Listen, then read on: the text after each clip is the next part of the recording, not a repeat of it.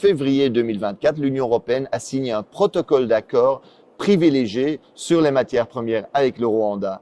Et cela tandis que nous savons que le Rwanda va voler des matières premières au Congo. La Commission européenne, en fait, a été signé cet accord et a encouragé le Rwanda à piller, à intensifier le pillage des richesses congolaises. Regardez bien la chronologie. En fait, en février 2024, la Commission européenne va signer cet accord sur les matières premières avec le Rwanda. Et à peine 2 mois plus tard, en avril 2024, le M23 occupe la localité de Rubaya, qui représente 15% de la production mondiale de coltan, minerai stratégique. Chaque mois, aujourd'hui, 150 tonnes de coltan passent de là-bas vers le Rwanda, dans les mains, sans doute, de multinationales. Le vol et le pillage, c'est ça l'impérialisme concrètement aujourd'hui. Et d'ailleurs, il y en a qui rêvent d'occuper durablement l'Est du Congo en coupant le Congo en petits bouts. C'est ce qu'on appelle communément la balkanisation, pour mieux voler les richesses et les ressources du Congo au profit des multinationales occidentales. Dans le Financial Times, l'expert Jason Stearns est clair. Cette guerre pourrait se terminer relativement rapidement. Il rappelle qu'en 2012, en fait, le M23 avait été battu.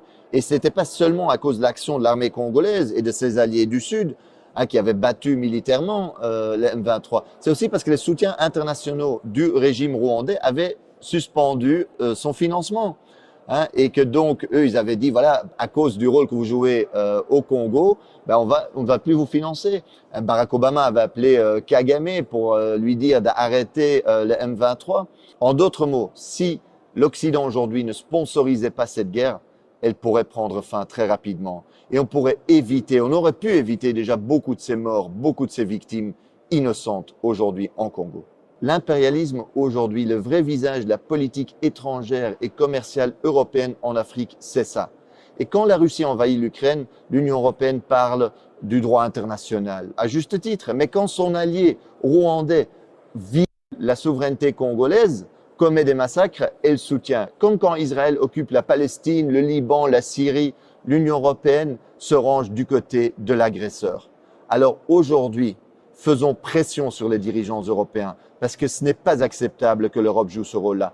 Alors il est possible aujourd'hui de faire pression, c'est nécessaire pour que l'Europe arrête sa complicité avec les crimes sur place. Alors envoyons un message à Ursula von der Leyen, présidente de la Commission européenne, ou à la ministre des Affaires étrangères de l'Union européenne, Kaja Kallas. Envoyez-leur un message par les réseaux sociaux, envoyez-leur cette vidéo-ci. Et en plus, mobilisez-vous dans la rue, parce qu'il faut mettre la pression sur nos gouvernements.